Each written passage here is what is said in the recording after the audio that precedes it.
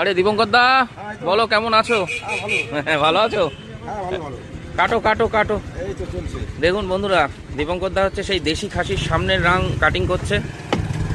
একদম দীপঙ্কর দার ফ্রেশ মাংস, কোনো কথা হবে না। দেখুন দেখুন সুন্দর করে পিস করে দেবে, পরিষ্কার পরিচ্ছন্ন করে।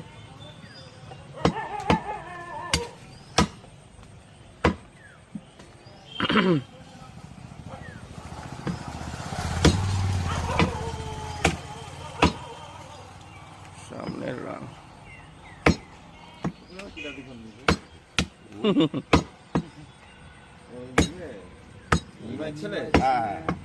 দেখুন সুন্দর করে কেটে দিচ্ছে।